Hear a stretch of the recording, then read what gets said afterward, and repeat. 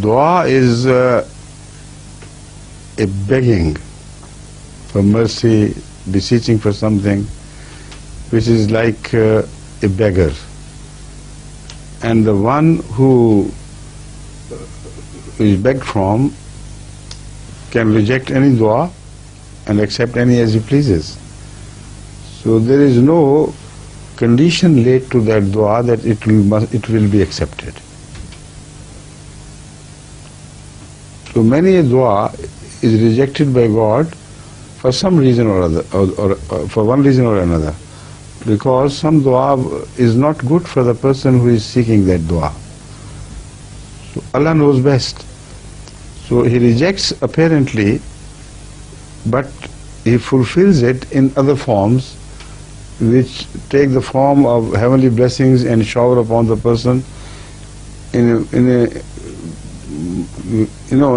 even in a better way than what he had begged for. His prayer is always fulfilled, the believer's prayer, but not directly in the form he has begged. This is the philosophy of dua which Hazrat Muslim has explained to us. Even when rejected, it is rejected in that particular way in which the beggar, the one who prayed to Allah, required him to do. But in other ways, it can be fulfilled. The difference between dua and shifa is this, that shifa is guaranteed. And shifa means, I invoke your friendship with me, your closeness with me. And you have been so close to me that like you demand from someone the nearest of kin, and you do not expect him to say no. So that sort of begging which has a right over the person from whom you are begging, this is called shifa. And this shifa is not permitted to anyone, even the prophets of God, until first God permits them to do so. Because there is an underwritten guarantee that shifa will certainly be accepted, whatever it is. So God knows best which shifa is beyond His own law, which He has made as unbreakable law, and which shifa does not violate any broken law if He accepts it.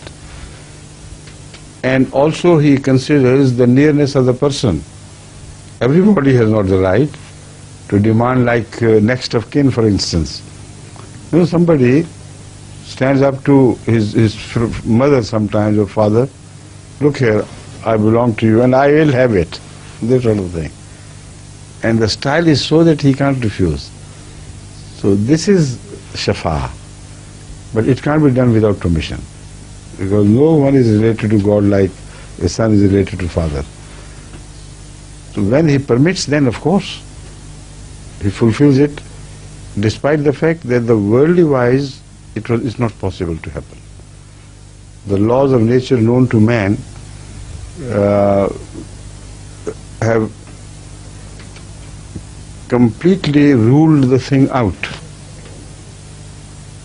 That is the nature of shifa. Then when it is fulfilled, it becomes an ijaz. An ijaz which is not shared by any other dua. In dua things happen, of course, but this special color of ijaz, which is unique, which baffles the minds of the people and the experts, how could it happen? And it has happened. Like it happened in the case of Hazrat Nawab Muhammad Ali Khan's son, who grew up later on to adult age. He married, and his name was Nawab Abdul Rahim Khan. He was Nawab Muhammad Ali Khan Sahib of Maler Kotla, was one of the greatest nobles of Maler Kotla.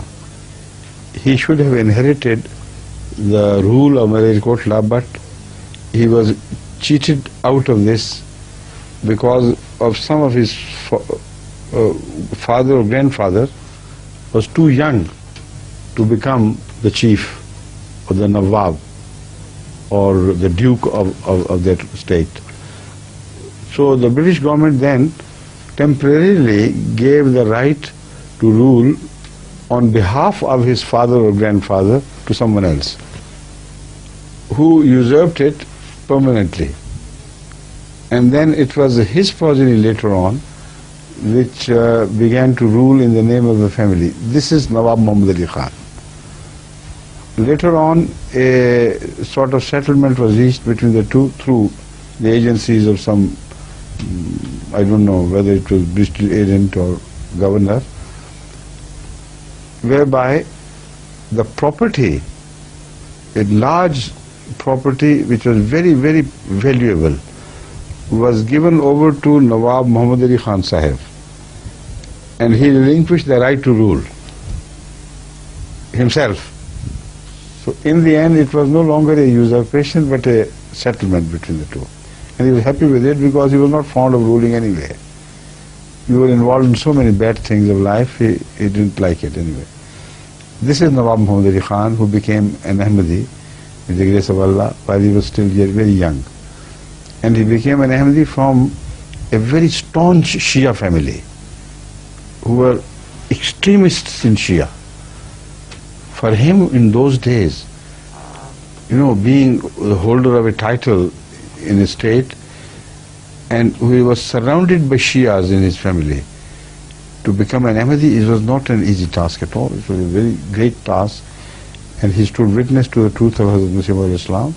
Otherwise he couldn't have sacrificed everything. It was his son who fell ill while he was still very young, and he asked Hazrat Muslim Islam to pray, and he prayed, and everybody else did, until the message reached that he has reached the last breaths, naza, and he has gone into that stertorous breathing which is called naza, from which no one can be retrieved. So this message was sent to Hazrat Muslim, and in panic he also said that time for dua is over, do shafaat. You see, it's a very, very impressive, something very moving which happened. Hazrat Muslim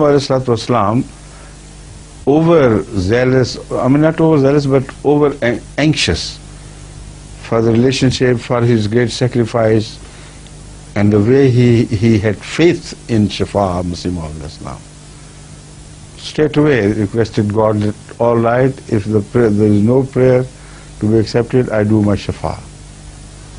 And then he was shaken like an earthquake with the wahi. He said, Man zal lazi yashfa indahu illa bi'izni. That was a moment which shook him to the foundation. He started piteously crying and seeking forgiveness of Allah.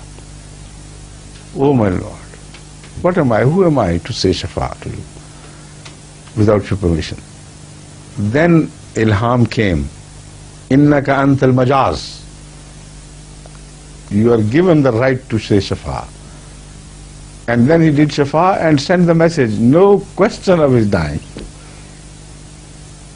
Shafa has been accepted, and this is exactly what happened. He returned from the point of naza back to life. He lived long enough to a mature old age, and I met him many a time myself.